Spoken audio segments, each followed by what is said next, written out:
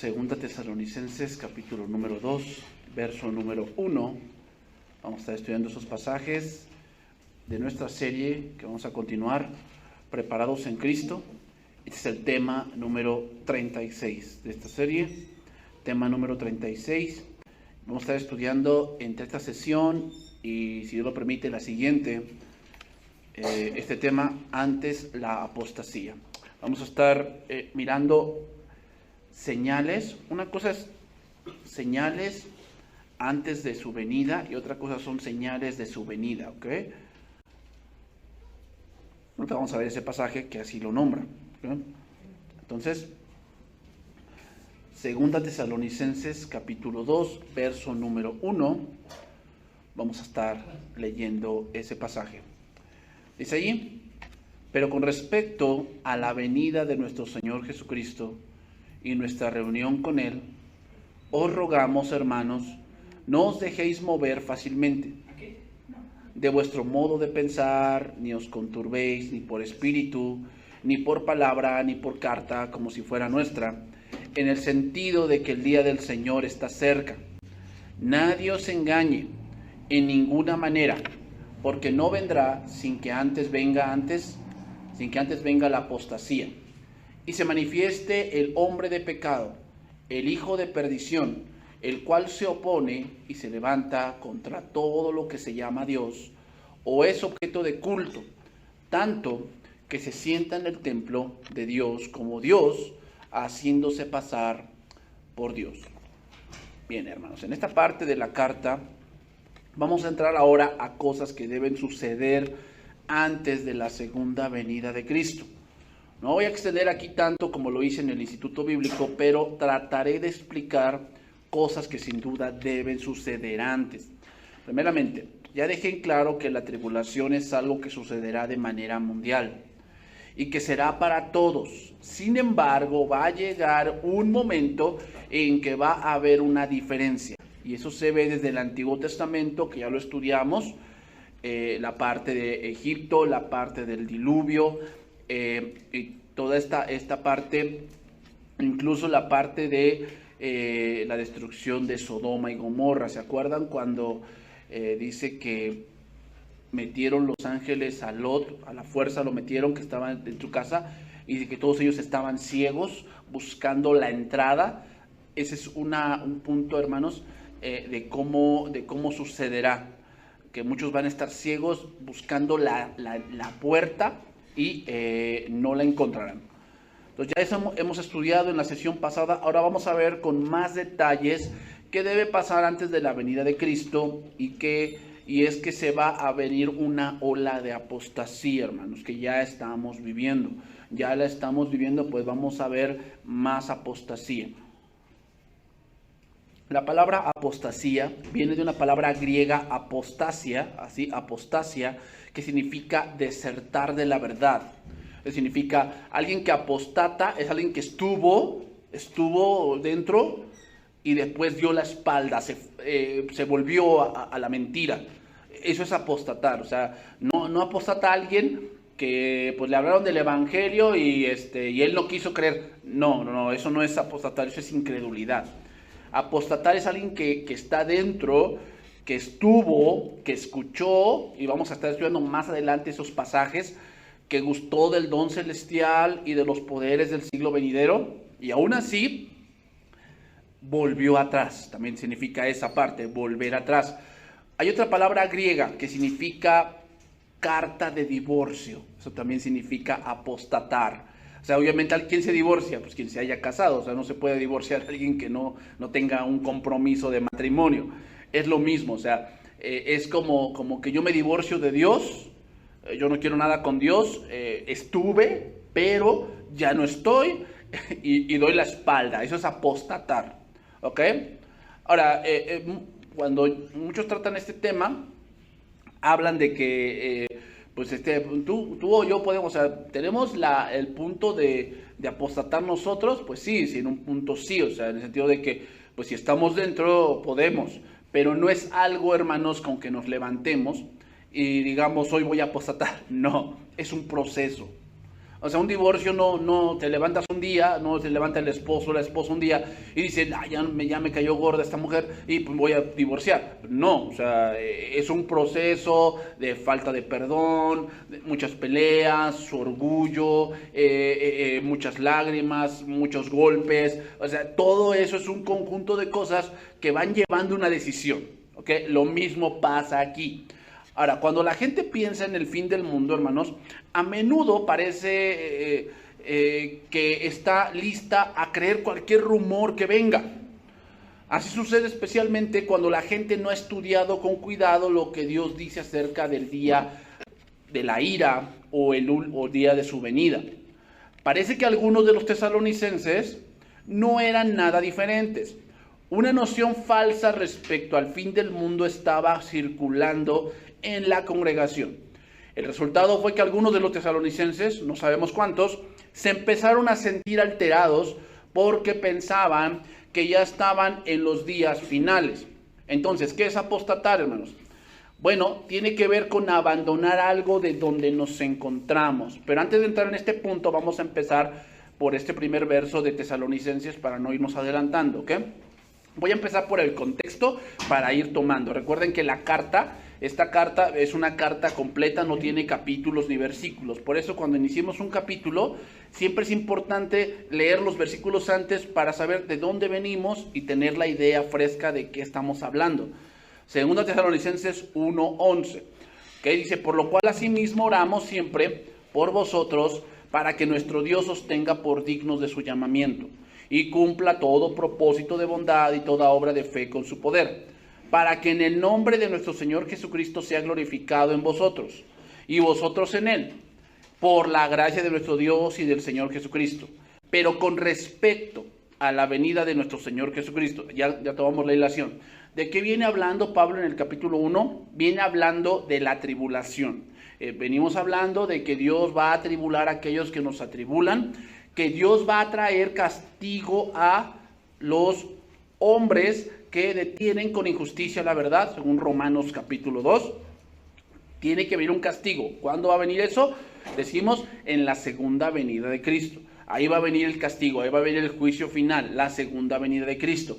Pero ahora Pablo va a tomar otro enfoque de la segunda venida de Cristo. Y ahora el enfoque es para los creyentes. Pero con respecto a la venida de nuestro Señor Jesucristo, nuestra reunión con Él, os rogamos, hermanos. Pablo, entonces ahora, ¿cuál era la falsa doctrina o cuál era la falsa idea que estaba circulando por la cual ahora Pablo va a escribir y va a aclarar? Bueno, Pablo no dice mucho sobre esto, excepto que menciona el rumor de que el día del Señor está cerca. Y obviamente podríamos decir que el día del Señor significa la segunda venida. Pero antes de la segunda venida, tiene que haber varias señales puntuales de eso, hermanos, que nosotros tenemos que ver, ¿ok? Tenemos que ver ese tipo de señales. La segunda venida, hermanos, debe producir en el creyente una firme confianza. No debe producir miedo, que eso es lo que estaba produciendo en los tesalonicenses. Estaban siendo perseguidos por el rey Nerón. Entonces, tanta persecución, ellos decían, es que Nerón es el anticristo. Tiene fachas de anticristo. O sea, Nerón tenía algunas señas del anticristo, pero no era el anticristo. Pero sin duda el anticristo tendrá algunas fachas como de Nerón. Será alguien implacable, alguien que no le importe matar niños y todo por igual. Será un férreo perseguidor. Pero la segunda venida de Cristo, lo que quiere aclarar Pablo, es que no debe ser algo que nos dé miedo, hermanos. Que ese es el punto del dispensacionalismo. El punto del dispensacionalismo es que si no crees te vas a quedar. Y ese no es el punto, hermanos. El punto es, si no crees, te vas a ir al infierno. Eso sí es verdad. Si tú no crees, te vas a ir al infierno. Porque recuerden que la segunda venida tiene que ver con juicio. Tiene que ver con juicio. Entonces, ¿no va a haber un arrebatamiento? Sí, sí va a haber. Sí va a haber. Porque en la segunda venida dice la palabra de Dios que Dios mismo, con voz de mando, con voz de arcángel y con trompeta de Dios, descenderá del cielo y los muertos en Cristo. O sea, sí va a haber un rapto. Sí va a haber un rapto. Pero no como los dispensacionalistas lo dicen. ¿Ok? Pero miren, vamos a ver un pasaje, Primera de Juan 4:15. Primera de Juan 4:15.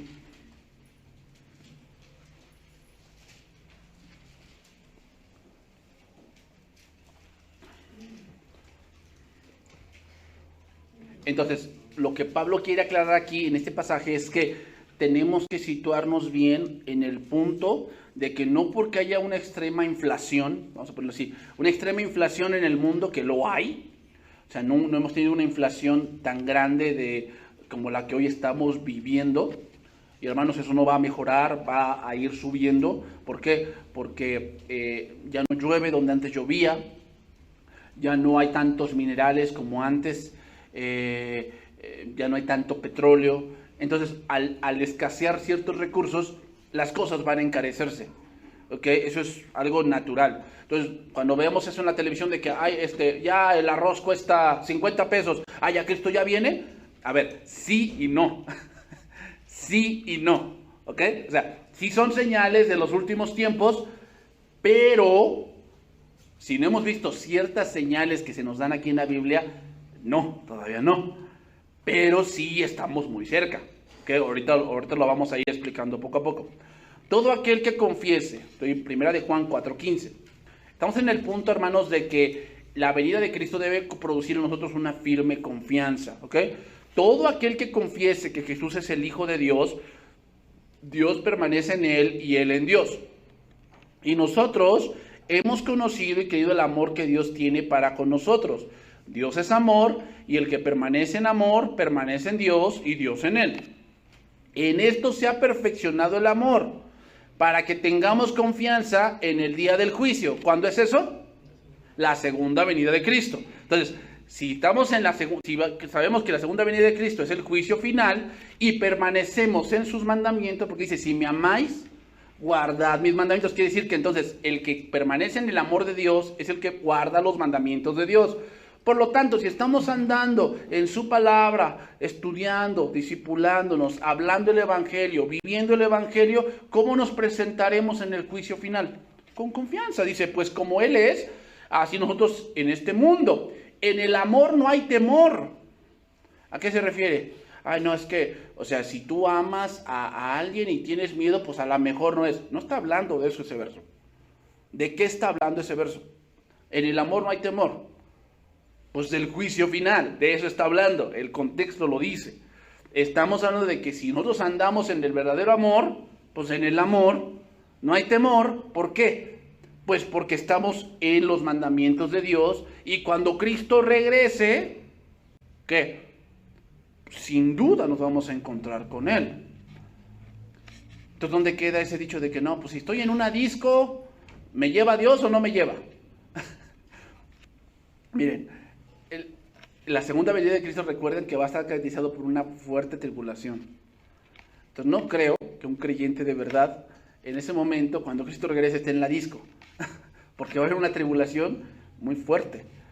Recuerden que, y más adelante lo vamos a ver, pero la segunda venida de Cristo dice que va a ser un momento en el que están a punto de destruir la iglesia, y Cristo regresa y los destruye a todos. ¿Okay? Entonces, dice ahí, en el amor no hay temor, sino que el perfecto amor echa fuera el temor, porque el temor lleva en sí castigo. ¿Qué quiere decir? Que aquel que supuestamente, como el mundo, con la bandera del amor y la inclusión, pero tienen temor, entonces ese no es el verdadero amor. ¿Por qué? Porque en el amor no hay temor. El amor que tanto predica el mundo tiene temor, porque sabe que lo que él vive, ese amor que él vive, es una hipocresía. Entonces, ese temor lo va a llevar ¿a dónde? Al castigo, de donde el que teme no ha sido perfeccionado en el amor. ¿Cómo es perfeccionado el amor? Pues no ha nacido de nuevo. La carta de Juan, recuerden que está Juan peleando con los gnósticos. Los gnósticos decían que Cristo en verdad no era era un hombre común, que después se le metió el espíritu llamado Cristo y cuando fue crucificado se le salió, pero Jesús se murió, o sea, Jesús se quedó en la tumba. Entonces Juan le dice, no, por eso inicia 1:1 diciéndole lo que hemos visto, lo que hemos palpado. O sea, ellos decían, los gnósticos decían que Cristo era un espíritu, que no era una persona de verdad. Y dice Juan, no, yo lo vi, yo estuve con él, o sea, yo lo palpé, yo comí con él. O sea, ¿cómo me dicen ustedes que Jesús no es real? ¿No? Como lo que hoy muchos dicen, que Jesús no es real y que a lo mejor es una historia y no sé qué tanto rollo. Bueno, entonces, alguien que no ha sido perfeccionado del amor es alguien que no cree. Es alguien que no ha sido perfeccionado en el amor. Nosotros le amamos a Él porque Él nos amó primero. Si alguno dice, yo amo a Dios y aborrece a su hermano, es mentiroso. Pues el que no ama a su hermano, a quien ha visto, ¿cómo puede amar a Dios a quien no ha visto? Y nosotros tenemos este mandamiento de Él. El que ama a Dios, ame también a su hermano. Entonces, ¿cuándo es el juicio final? En la segunda venida. Sin embargo, si nosotros guardamos sus mandamientos, no debemos sentir temor de ese último juicio. No debemos sentir temor. Es por ello que dice que el perfecto amor echa fuera el temor. ¿Por qué? Porque cuando alguien está guardando los mandamientos y permaneciendo en Cristo, sabe que al enfrentarse al juicio, el creyente estará a la derecha. Mateo 25, el juicio de las naciones. ¿Okay? Entonces, seguimos ahí, Tesalonicenses, capítulo 2, versículo 2. No os dejéis mover fácilmente de vuestro modo de pensar. ¿Cuál era el modo de pensar? Que Cristo va a regresar y que debemos estar firmes y que Cristo va a regresar para recompensarnos, para atribular o para dar el pago a los que nos atribulan y a nosotros darnos reposo. Esa es la manera de pensar que debemos tener, hermanos. Que la segunda venida es nuestra redención, nuestra salvación, nuestra esperanza. Esa es nuestra manera de pensar de la cual no nos debemos dejar mover. Ni os conturbéis, ni por espíritu, ahí por espíritu significa ni por otra persona, ni por palabra, ni por carta como si fuera nuestra, en el sentido de que el día del Señor está cerca. En su primera carta, Pablo en verdad había empleado bastante tiempo la venida de Jesús y nuestra reunión con Él. Sin embargo, Pablo ahora niega que hubiera dicho alguna vez que el día del Señor ya había llegado. Eso todavía no. Aunque esta declaración se suponía que había salido de la boca de Pablo, él niega que había dicho eso, de que ya el día del Señor ya había llegado. Entonces, hermanos, ahora que nosotros leemos este pasaje, decimos, bueno, es verdad porque aquí estamos y aún Cristo no ha venido. Pero en este momento el punto es que había una gran persecución con los tesalonicenses y Nerón se comportaba de una manera cruel y entonces surge el rumor que ya estaban en la tribulación y que ya la segunda venida era mañana o pasado. Es lo que ellos estaban diciendo y Pablo les dice que sí, que estaban siendo atribulados, pero que aún no era el fin. Y esto concuerda perfectamente con lo que Cristo dijo. Vamos a ver Mateo 24. Mateo 24, versículo 3. Entonces, sí, estamos siendo atribulados, hay tribulación, pero aún no es el fin, hermanos. Hay mucha inflación, las cosas están muy caras, la vida es cara, hay muchos problemas, la sociedad se está desboronando, el matrimonio es algo que ya dicen que es para los anticuados, vemos como los jóvenes, la vida de los jóvenes está llena de drogas, excesos, que ya parece que no hay ningún remedio, sí, pero aún no es el fin. Vean lo que dice el versículo 3, Mateo 24, 3, y tengamos en mente lo que acabamos de leer de Tesalonicenses. Dice, y estando él sentado en el monte de los olivos, los discípulos se le acercaron aparte diciendo, dinos, ¿cuándo serán estas cosas? ¿Sobre qué? La destrucción del templo, porque en los primeros versos dice que le estaban presumiendo todas las arquitecturas o todos los inmuebles del templo, y entonces Jesús les dijo que veían ese templo, pues no quedaría piedra sobre piedra.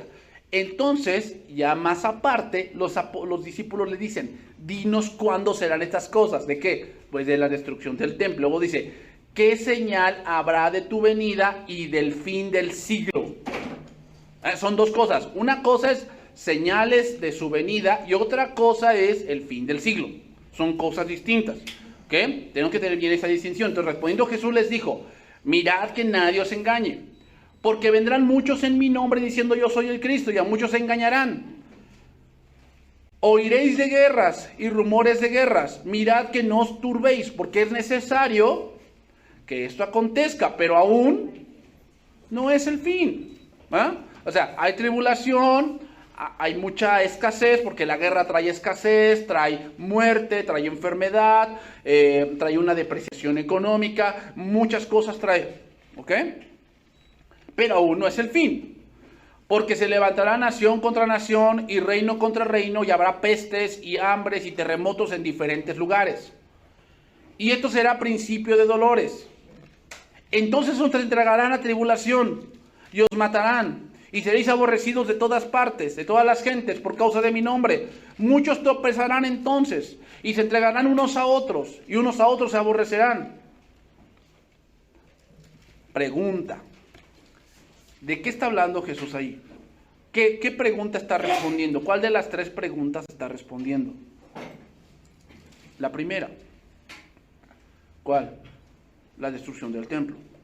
Y muchos falsos profetas se levantarán y engañarán a muchos. Y por haberse multiplicado la maldad, el amor de muchos se enfriará. Mas el que persevere hasta el fin, ese será salvo.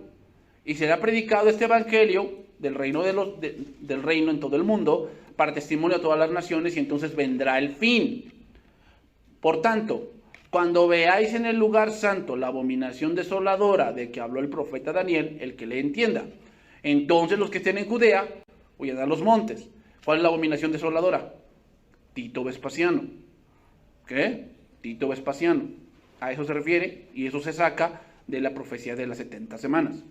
La última semana habla de cómo el Mesías sería muerto, sería rechazado, sería sepultado, resucitado, y después viene el castigo para la nación de Israel por haber rechazado al Mesías. Y la destrucción de Jerusalén ocurrió en el año 70 después de Cristo, con Tito Vespasiano, que llegó, sitió Jerusalén y no dejó piedra sobre piedra.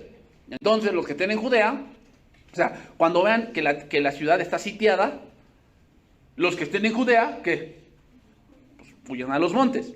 Los que estén en la azotea, no desciendan para tomar algo de su casa. El que esté en el campo, no vuelva atrás para tomar su capa. Mas hay de las que estén en cinta, de las que críen en aquellos días. Orad pues que vuestra huida no sea en invierno, ni en día de reposo. ¿De qué eso está hablando? De la destrucción del templo, de eso está hablando. Porque muchos dirían, a ver, empezaban con cosas así. Si viene Cristo en el arrebatamiento y hay una mujer embarazada, ¿se va con el hijo o no se va? O sea, llegamos a ese tipo de cosas. Fíjate, llegan a ese tipo de cosas. Y no, o sea, no está hablando del arrebatamiento ahí, está hablando de la destrucción del templo. Por eso dice, hay de las que tienen cinta. ¿Por qué? Pues obviamente sufrían, no podían huir tan fácilmente.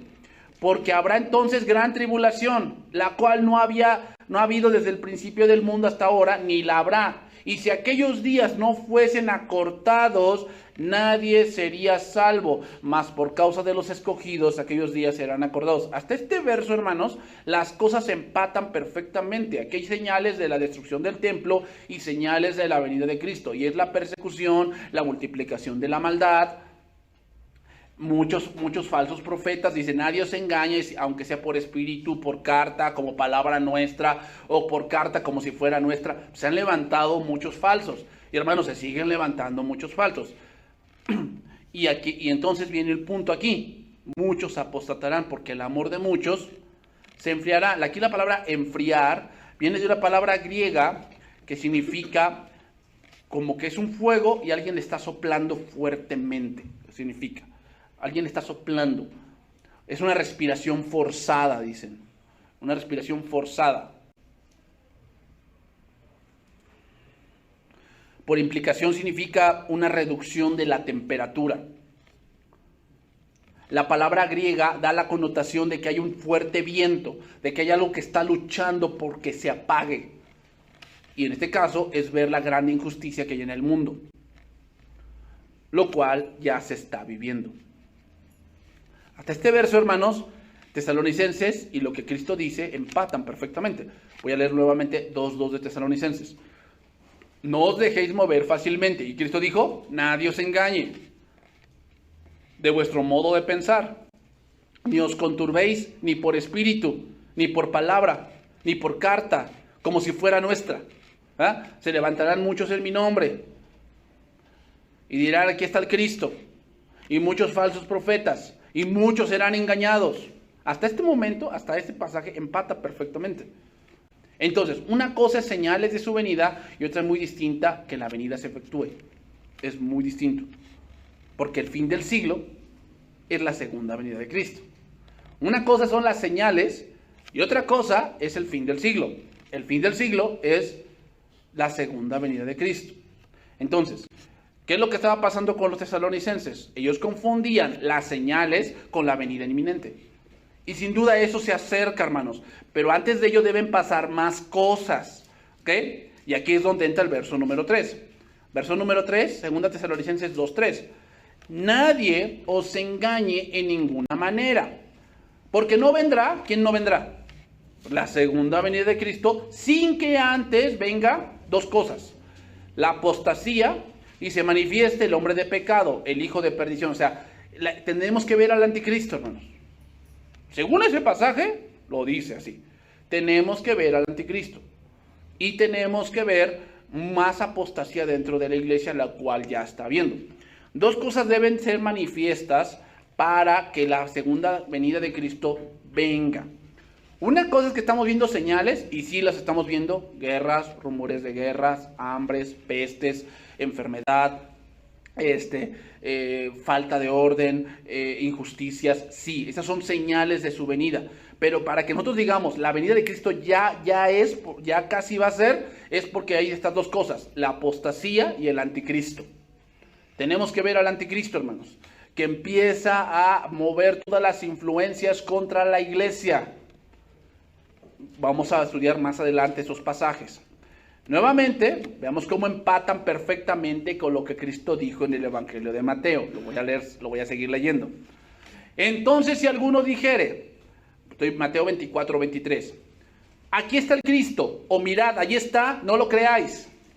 Porque se levantarán falsos cristos y falsos profetas y harán grandes señales y prodigios, de tal manera que engañarán, si fuese posible, aún a los escogidos. Eso es apostasía. Porque si están engañando a los escogidos, es que vuelven atrás. Eso es apostasía. ¿Vean cómo empata? Nadie os engañe. Mirad, aquí está el Cristo. O sea, se supone que alguien que se divorcia por dos razones. Una, o no soporta, ya dice, ya no soporto, o se encontró alguien más. Y dice, este sí es el amor de mi vida y quiero quitarme este peso con esta mujer, este hombre, y me voy a ir con esta persona. Es lo mismo que hace un apóstata. El apóstata lo que hace es cambiar a Dios por otra cosa, que él piensa que es la verdad. Porque se levantarán falsos cristos y falsos profetas y harán grandes señales y prodigios. Pregunta, ¿no hubo hace un tiempo en ese canal Enlace campañas de muchos milagros, prodigios y señales y toda la cosa? De tal manera que engañarán, y si fuere posible aún a los escogidos. Sí, te hago la señal, pero ya cómo te vas a mochar.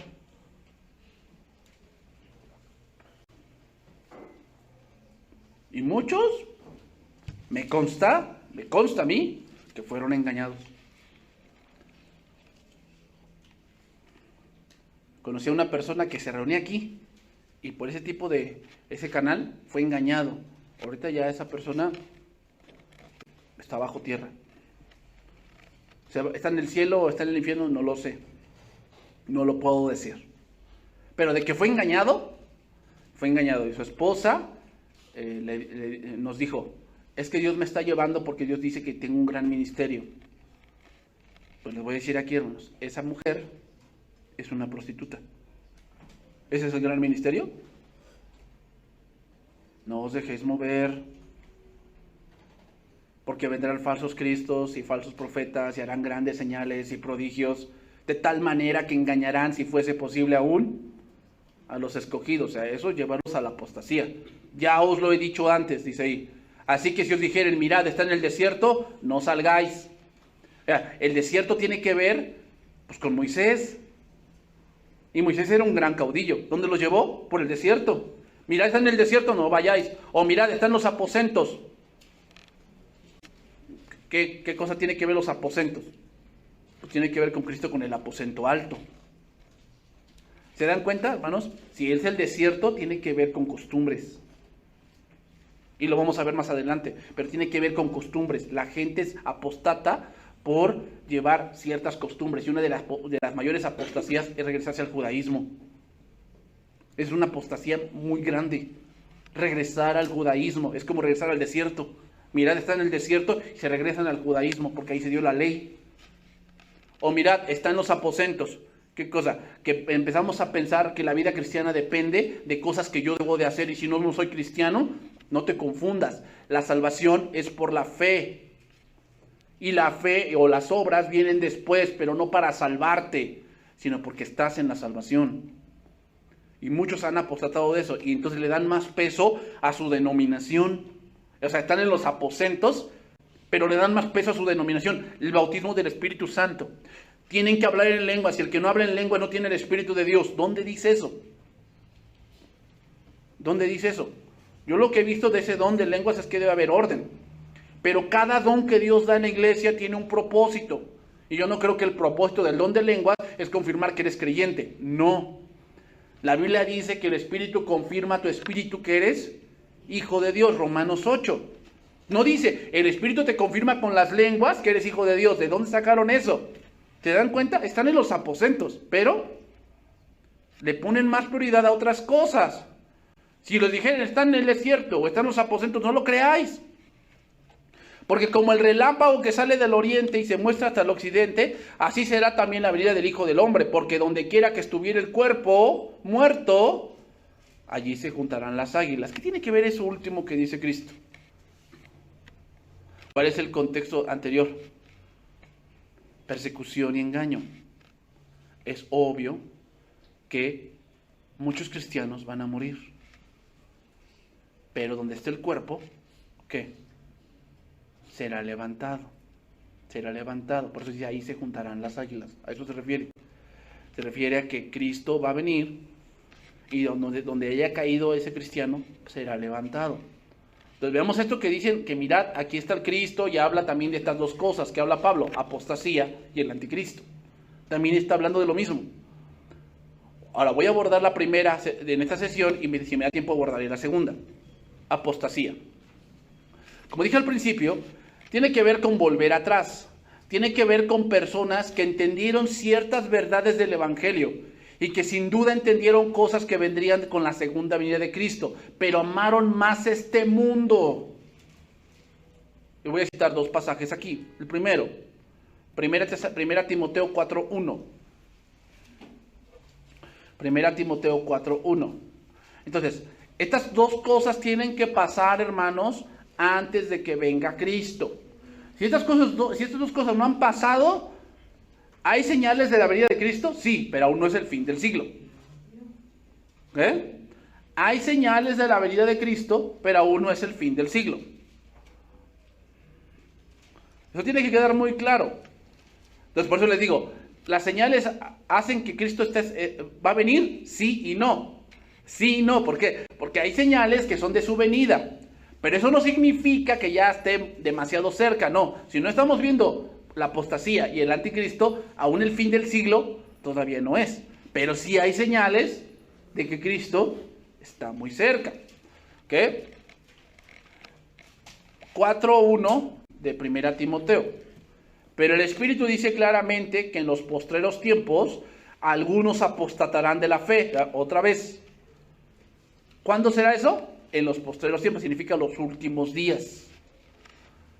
Escuchando espíritus engañadores y doctrinas de demonios, por la hipocresía de mentirosos que, teniendo cauterizada la conciencia, prohibirán casarse.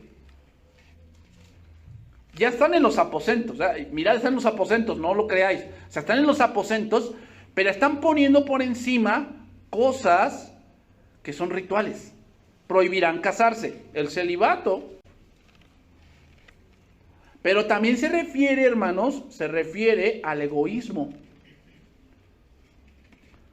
Hoy uno de los problemas de Europa, ¿sabes cuál es? Que los europeos no tienen hijos, no se casan. Entonces, ahorita lo que vemos en este mundial es que hay muchas selecciones europeas con mucho afroamericano. ¿Por qué? Porque como se están moviendo los africanos hacia Europa, en otros 10, 20 años, Europa va a ser una comunidad negra.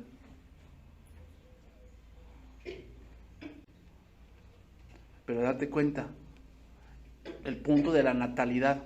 ¿Cómo ve el mundo la natalidad de prohibir casarse? O sea, no solamente se refiere al punto de prohibir casarse, de casarse, de tomar un compromiso, sino también se refiere, hermanos, al punto del aborto. Aprobar el aborto viene desde la ONU, ¿eh? La ONU ha planeado todo eso. Es más, hermanos, les voy a decir así, hay un plan para que exactamente toda la comunidad blanca de Europa sea exterminada a base del control de natalidad. Prohibirán casarse.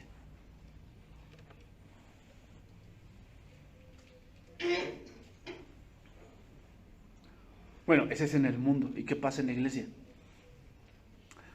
Lo que pasa, hermanos, es que ponen más arriba su visión personal que el plan que Dios tiene para ellos. Y prohíben casarse. Y mandarán, dice. No dice enseñarán, sino mandarán abstenerse de alimentos que Dios creó para que con acción de gracias participasen de ellos, los creyentes y los que han conocido la verdad. ¿Dónde se ve eso de prohibir alimentos? La parte ceremonial judía. Entonces ya se llaman los cristianos mesiánicos.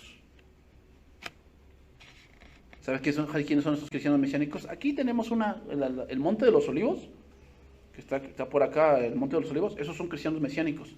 Son que creen en Cristo, pero aún siguen guardando la ley. No han entendido, hermanos, que la ley era sombra de lo que habría de venir. Pero ahí ves a todos ahí, guardando, dice que los panes sin levadura, y no comas esto, y no, pues ayer nos condenamos porque comimos cerdo, y, o sea, cosas así. Y mandarán, ¿te das cuenta? O sea, alguien que no está creyendo plenamente es aquel que tiene una mitad verdad, mitad mentira. No cree completamente en Cristo. Sí cree, Cristo vino, me salvó, me limpió, ya no voy a ir al infierno. Pero, creo que hay que guardar tal cosa y abstenerme de tal cosa. ¿De dónde sacaste eso? Bueno, es que anteriormente en los profetas, sí, los profetas, el Antiguo Testamento, sí.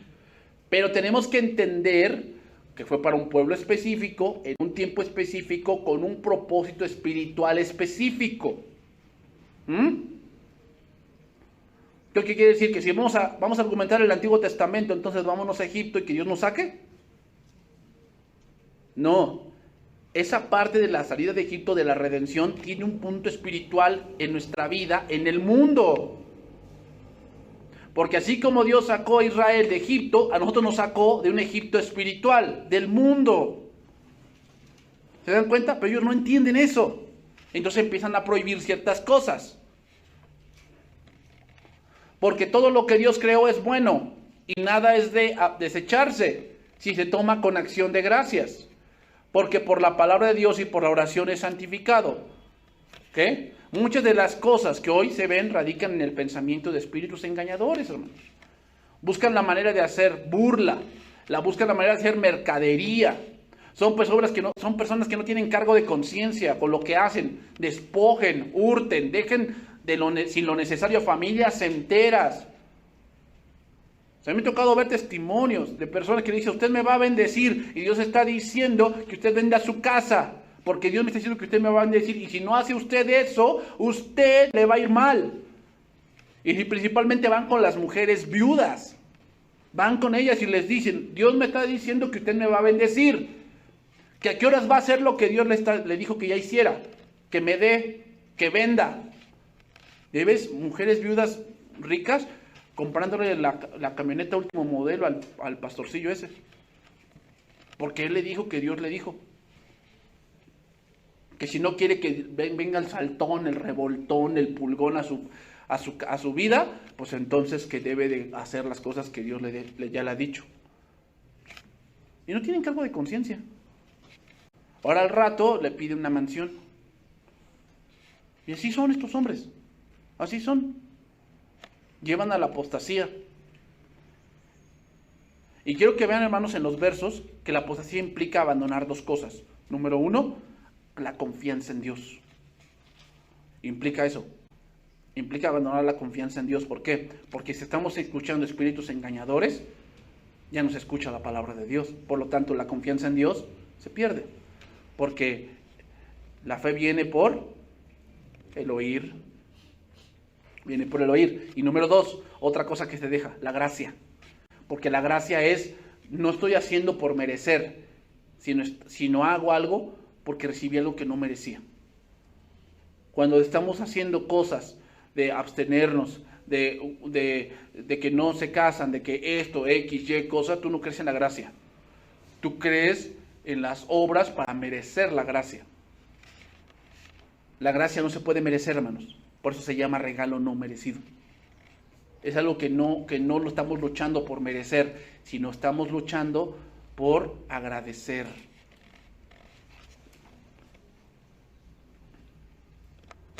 Entonces podemos decir, hermanos, que apostasía es que estás en un cierto punto conociendo de Dios y después te rebelas y das la espalda. Voy a ver otro pasaje, Isaías 1:2. Como lo dice el Señor con respecto a Israel. Con respecto a Israel. En varios pasajes, creo que es en Ezequiel, en Jeremías, ahorita no tengo bien el dato, pero Israel es ejemplificada como una esposa de Dios, la cual amancilló el lecho matrimonial. Isaías 1:2. Oíd cielos y escucha tú tierra, porque habla Jehová. Crié hijos y los engrandecí, y ellos se rebelaron contra mí. El buey conoce a su dueño, y el asno el pesebre de su señor. Israel no entiende, mi pueblo no tiene conocimiento. Fíjate lo que implica apostatar, Significa rebelarse, significa no conocer de Dios. Oh gente pecadora, dice, pueblo cargado de maldad, generación de malignos, hijos depravados. Dejaron a Jehová, ¿qué es apostatar? Dar la espalda, dejar, volver atrás. Provocaron a ir al Santo de Israel y se volvieron atrás. ¿Por qué querréis ser castigados aún? ¿Todavía os rebelaréis?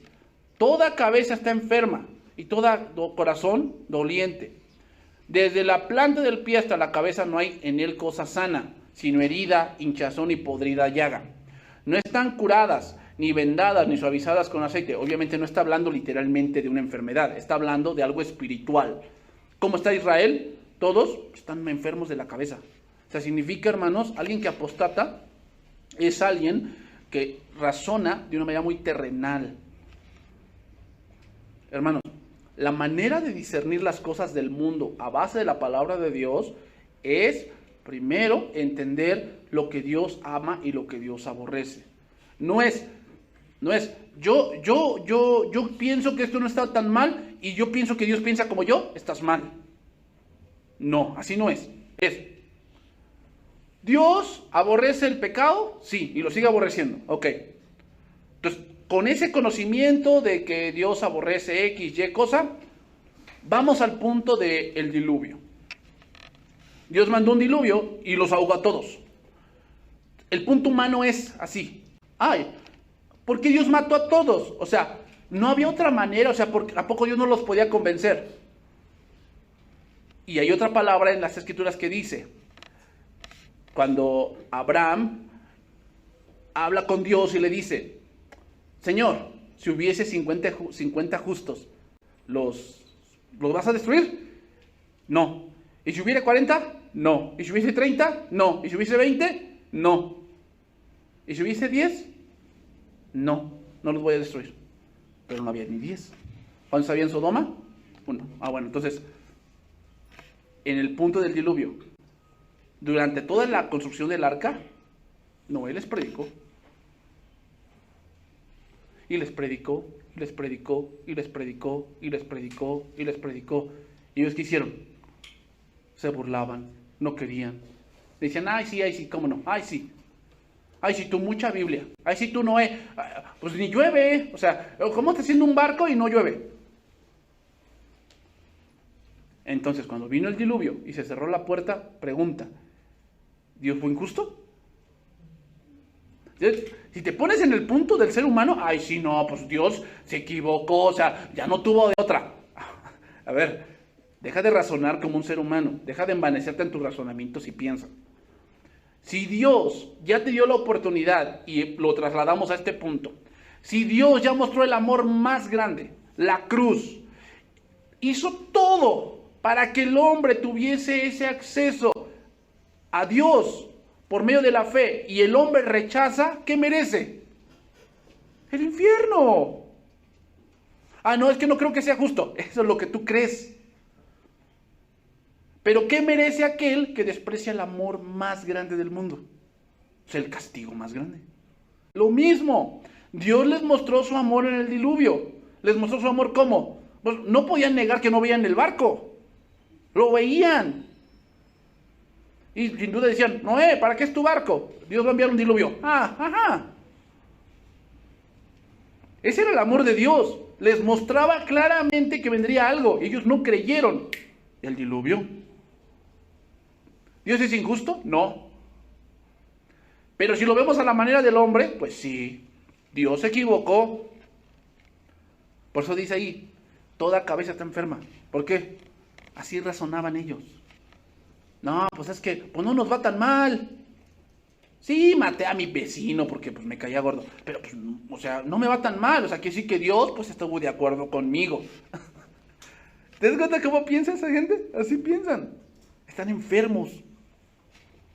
Entonces, ¿qué pasa con el creyente? Alguien que apostata, hermanos, empiezan a poner en Facebook cosas como: si Dios es tan bueno, ¿por qué me dejó sufrir? Y estuvieron en la iglesia. Hermanos, yo tengo un pariente que así piensa. Y él dice, yo soy ateo. Y yo le dije, ¿y por qué eres ateo? Porque ¿dónde estaba Dios cuando yo sufría? Yo le dije, no, es que esa no es la pregunta correcta. Esa no es la pregunta correcta. Dios te puso a alguien que te cuidara. ¿Quiénes son? Tus padres. Entonces la pregunta correcta es esta. ¿Dónde estaban tus padres cuando tú sufrías? Porque Dios siempre estaba. Pero Dios por eso ha puesto diferentes. ¿Dónde estaban tus padres? ¿Por qué no te preguntas eso? Porque Dios te dio padres, ¿no? No, pues que sí. Entonces, ¿dónde estaban? Ahora, tú vivías aquí enfrente. Y estaba enfrente de la iglesia. ¿Por qué no viniste? ¿Por qué si sabías que aquí está una congregación, por qué no viniste? Decidiste mejor apostatar. Tú lo decidiste, no te quejes. No le eches la culpa a Dios de tu decisión. Tú lo decidiste, no buscar de Dios cuando tenías el barco enfrente. ¿Pero te das cuenta cómo razona un hombre así? ¿Enfermo? ¿Dónde estaba Dios?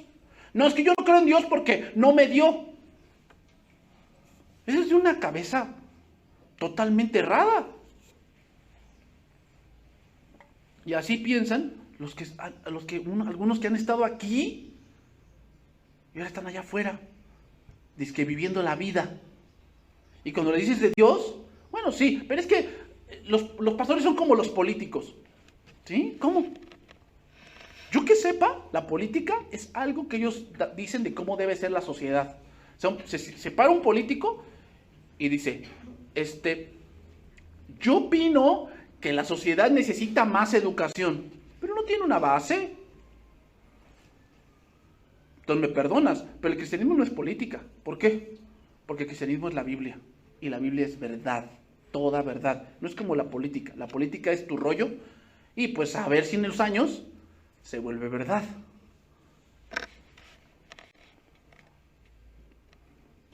Pero así están, hermanos. Toda cabeza está enferma, todo corazón doliente. Me tocó ver a otra persona allí en Chedraui. Y le dije, ¿te estás congregando? Y se congregaba aquí, ¿eh?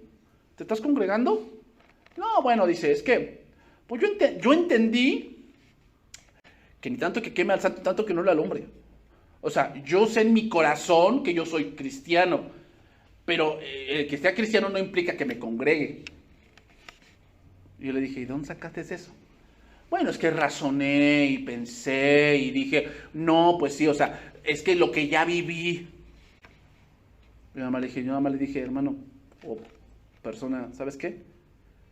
Estudia, porque en verdad estás perdido. Bueno, sí, pero yo nada más te digo a ti que pues algún día te vas a dar cuenta de lo que yo ya me di cuenta. ¿De qué? ¿De que tu Dios eres tú mismo? Así piensan, hermanos, en verdad. Yo sé que algún día te vas a topar con algunas gentes que se congregaban en alguna parte y ahora ya no se congregan. Y tú hablas con ellas y sacan sus rollos de lo que piensan que es Dios. Romanos 1, ¿no? Y profesando ser sabios, se hicieron necios y cambiaron la gloria del Dios incorruptible en semejanza. O sea, profesan ser sabios ¿en qué punto? En el punto de Dios. O sea, piensan que Dios es como Él. Entonces profesan ser sabios, pero cada razonamiento que tienen de Dios es totalmente necio. O sea, ¿piensas que Dios es como tú? No. ¿Dónde estaba Dios? Es que si Dios fuese amor, ¿por qué tanta maldad? ¿Por qué Dios no destruye la maldad? A ver. Porque tendría que empezar contigo. ¿Porque vas a decir que tú eres bueno? Bueno, no, pero todos se equivocan. Te voy a decir algo. Cuando nos pasa algo, hermanos, así a lo mejor feo, a lo mejor algo que no nos gusta, ¿eso es lo que merecemos? Imaginémonos que tú bebes mucho y te da una cirrosis en el hígado y te cortan una parte del hígado para que más o menos. Entonces esa persona dice en su razonamiento, ¿por qué Dios me permite ver eso? O sea, ¿yo qué mal he hecho? Pregunta, esa cirrosis es un resultado de un exceso que él tiene, ¿pero eso es lo que merece? No, hermanos. La gente merece el infierno. Entonces, hermanos, quiere decir que a veces las cosas que nos pasan, a veces por consecuencia, no es lo que en verdad merecemos, porque la paga del pecado, o sea, si lo vemos a la manera de Dios, ¿cómo Dios condena el pecado? Que la gente tiene que morir por el pecado. Entonces, cuando nos sucede algo por nuestro pecado y no morimos, no es realmente lo que merecemos. Eso se le llama misericordia. Pero la gente no lo ve. Entonces empieza con frases como, me lo merezco. Yo declaro que en este día todo lo bueno viene a mi vida. Si de verdad Dios te diera lo que mereces, no hablarías así. Lucas 9:57, que ya se me está acabando, ya se me acabó el tiempo, ya no, me quedan 4 minutos. Entonces, apostatar significa también volver atrás, hermanos. Volver atrás. ¿Y por qué causa alguien vuelve atrás? Por la tribulación. Está sufriendo mucho. Ya sus amigos no le hablan. Su familia en la carne lo rechaza. Hay muchas cosas de las que él se ha abstenido, que su carne quiere lograr. Y por causa de Cristo dice, esto no lo voy a hacer. Y eso le produce dolor. Y está pensando en mejor echarse para atrás. Y eso es apostatar. 9:57 de Lucas. Yendo ellos, uno le dijo en el camino, Señor, te seguiré donde quiera que vayas. Jesús le dijo, las zorras tienen guaridas y las aves de los cielos nidos, mas el Hijo del Hombre no tiene dónde recostar la cabeza. Y le dijo otro, sígueme. Le dijo a otro, sígueme. Y él le dijo, Señor, déjame primero que vaya y entierre a mi padre. Jesús le dijo, deja que los muertos entierren a sus muertos y tú ve y anuncia el reino de Dios. Entonces también dijo a otro, te seguiré, Señor, pero déjame que me despida primero de los que están en mi casa. Jesús le dijo, ninguno que poniendo su mano en el arado mira hacia atrás es apto para el reino de Dios. Mira hacia atrás. ¿Por qué se mira hacia atrás? El contexto lo dice. La gente, por la mayoría de veces, mira hacia atrás por la familia carnal. Por eso dice ahí, te seguiré, Señor, pero déjame que me despida primero de los que están en mi casa. O sea, no significa que ya no los veas a tu papá, a tu mamá, a tus hijos, ya no los veas, que ya no te despidas de ellos. No significa eso.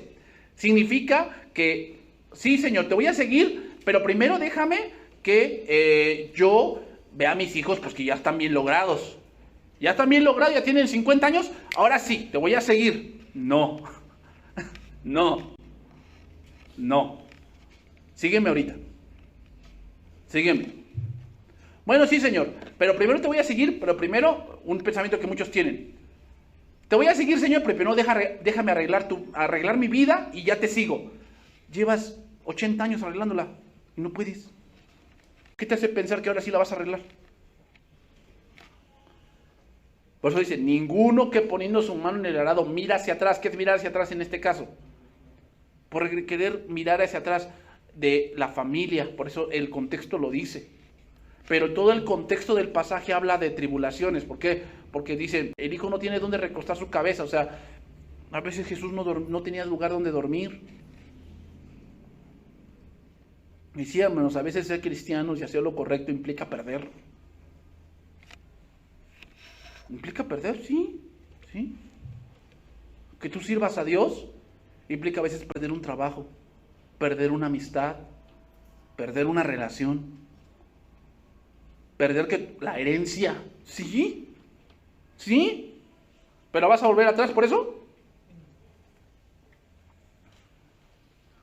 Volver atrás es apostatar, o sea que tú ya conoces, pero por causa de que piensas que algo es más grande, tú vuelves atrás, das la espalda. Es como aquel hijo, ¿no? O aquella hija que pues no soporta vivir sin sus papás, aunque ya se casó, no soporta vivir y se divorcia por los papás, volvió atrás. ¿Quién en un punto espiritual no fue apto para el reino de los cielos? Israel. Volvió atrás. ¿A dónde quería volver? A Egipto. ¿Te das cuenta? Eso es apostatar.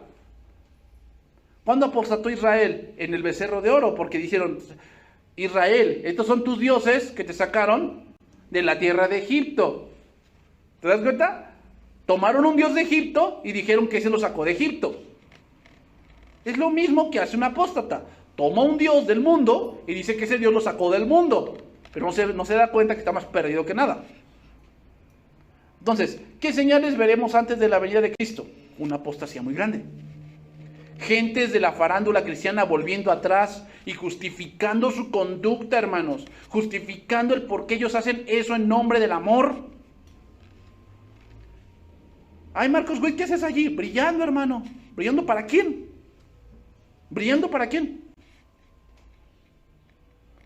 Con tu premio ARPA y tu premio ahí que estás ahí en la farándula y toda la cosa.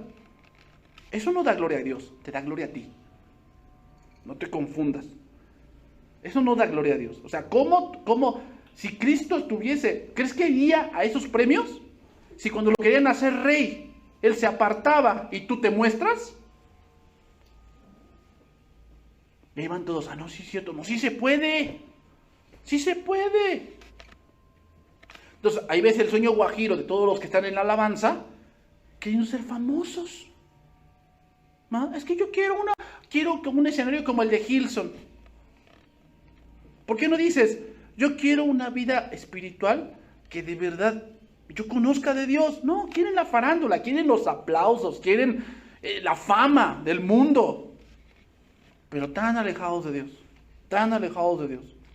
¿Eso de qué te sirve? Puro heno y hojarasca nada más. La fama, el hombre no fue hecho para tener fama, hermanos. Todos los que tienen fama pierden la cabeza. No fue hecho el hombre para eso. Pero ahí ves al cristiano queriendo eso, queriendo eso, queriendo eso, queriendo eso. Cuando lo obtiene, apostata.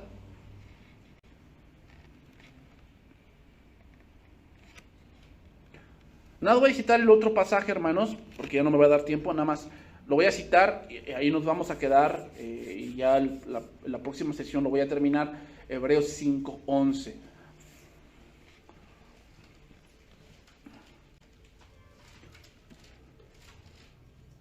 Una de las cosas que está trayendo, hermanos, estas de la farándula cristiana, Marcos Witt, Joel Osteen, Cash Luna, Guillermo Maldonado, su esposa también, que es una Jezabel,